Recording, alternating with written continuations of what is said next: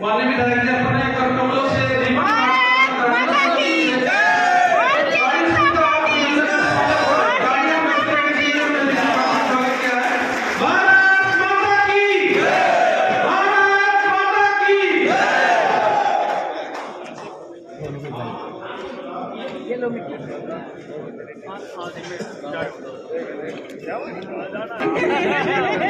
राजी हम अपने दिल की तो कैसे कह रहे हैं, हम अपने दिल की तो कह सकते हैं, टिकट का जिक्र हम तो अपने कह सकते हैं, देखो टिकट तो ये हम तो कह सकते हैं, टिकट तो फाइनल हो गया। आज इस बहुत ही पावन मेला पर और बहुत ही हर्ष का ये विषय है कि आज लोकसभा के लिए कर्नाटक विधानसभा में आज आपके कार्यालय का उद्घाटन हुआ है। इसके लिए आप सबको बहुत बहुत बधाई, बहुत बहुत शुभकामनाएं। ये चुनाव कार्यालय का मतलब एक ही है कि चुनाव की सभी गतिविधियों का केंद्र आज से यही स्थान होने वाला है। जैसे कि बहन निर्मल बैरागी जी ने बात कही कि ये शुभ अवसर पर एक ही चीज का हम प्रण लें। जैसा कि हम विकसित भारत संकल्प यात्रा के अंदर एक 5वीं शर्त थी, शपथ थी कि हम नागरिक होने का कर्तव्य निभाएंगे। भारत माता की जय, भारत माता की जय। कि हमारे देश को सारी दुनिया के अंदर भ्रष्टाचारियों का देश बोला जाया करता था, घोटालों का बोलबाला था, बड़े बड़े मसले हमारे देश में 30, 40, 50 साल पुराने मसले हमारे देश के उस समय भी ऐसे ही खड़े थे। और उस समय में जब व्यवस्था पूरे तरीके से चरमरा गई थी तो पूरे देश के अंदर से यह आवाज उठी थी कि केवल भारतीय जनता पार्टी है जो देश को संभाल सकती है और किसी से कोई उम्मीद नहीं है। उस समय में नरेंद्र मोदी जी को पार्टी की तरफ से चेहरा बनाया गया और पूरे देश ने नरेंद्र मोदी जी, क्योंकि कई बार गुजरात के मुख्यमंत्री रहे थे और उनकी कार्यशैली को पूरा देश जानता था, तो एक लहर पूरे देश के अंदर उस समय में उठी और 2014 में स्पष्ट बहुमत की सरकार भारतीय जनता पार्टी की बनी। जब 2014 में नरेंद्र मोदी जी ने देश की बागडोर को संभाला, उस समय को याद जरूर करें और उस समय को याद जरूर करवाएं, क्योंकि आज जो नया मतदाता है, जो आज 18 साल, 20 साल, 22 साल का मतदाता है, उसको 10 साल से पुरानी बातें हो सकते हैं उतनी ना पता हो। आज ये जिम्मेवारी हर कार्यकर्ता की बनती है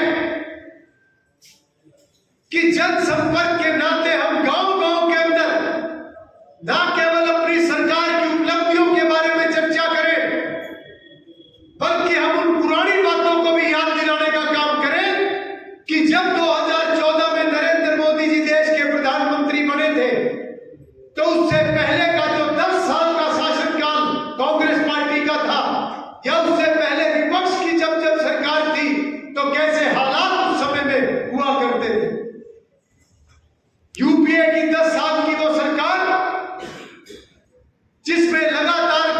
घोटालों का कंपटीशन हुआ। 500 करोड़ से शुरू होकर ऐसे हालात बन गए थे कि 5 और 10 हजार के घोटाले को तो कोई पढ़ना भी छोड़ दिया था लोगों ने। घोटाले होते थे 50,000 करोड़ के, 1 लाख करोड़ के, और इससे बड़े बड़े घोटाले उस समय हमारे देश में हम सब ने देखे। हरियाणा प्रदेश में भी हम देखे क्या हालत व्यवस्थाओं की थी। खुले तौर पर नौकरियां बिका करती थी। गरीब आदमियों को राशन कार्ड नहीं मिला करता था, गरीब आदमी को योजनाएं नहीं मिला करती थी। जिसकी लाठी उसकी भैंस, इस प्रकार के हालात बने हुए थे। मगर पिछले 9-10 वर्षों के अंदर एक सुधार देखा गया है। न केवल विकास के नाते बल्कि व्यवस्थाओं को सुधारने का काम किया गया है, पारदर्शिता लाने का काम किया गया है। आज उस पारदर्शिता को लाकर एक सुशासन का सफर, इसकी शुरुआत हुई है। हर पात्र व्यक्ति को उसके अधिकार मिले, उसके हक मिले, यह भारतीय जनता पार्टी की प्राथमिकता है। 2014 में जब नरेंद्र मोदी जी देश के प्रधानमंत्री बने तो उस समय में उन पुराने मसलों का जिक्र हुआ करता था। नरेंद्र मोदी जी ने संकल्प लिया था कि वो देश को नई ऊंचाइयों पर पहुंचाने के लिए दिन रात मेहनत करेंगे, ना किसी को खाने देंगे, ना खाएंगे, ना खाने देंगे, ये नारा उन्होंने दिया था। नरेंद्र मोदी जी ने यह भी कहा था कि देश के सिर को कभी झुकने नहीं देंगे। यह बातें याद करनी और करवानी इसलिए जरूरी है क्योंकि आज चुनावी मौसम है। इस चुनावी मौसम में फिर लोग निकल कर आ रहे हैं, बड़ी बड़ी बात करेंगे, मगर पहले उन्होंने क्या किया? जो पहले नहीं कर पाया वो आगे भी नहीं कर पाएगा, और जिसने करके दिखाया है वो आज जो बोलेगा वो उसको करके दिखाएगा। अभी 3 दिन पहले मैंने हरियाणा की विधानसभा में बजट में बोलते हुए जब पार्टी की तरफ से मुझे बोलने का मौका मिला, मैंने इस विषय को उठाया। वहां पर सभी विपक्ष के सम्मानित सदस्य सामने बैठे थे, नेता प्रतिपक्ष और सभी वरिष्ठ नेता वहां पर बैठे हुए थे, और मैंने प्रश्न किया ये विधानसभा के अंदर कि आज ये रैलियों के अंदर जाकर बोलते हैं, घोषणाएं करते हैं।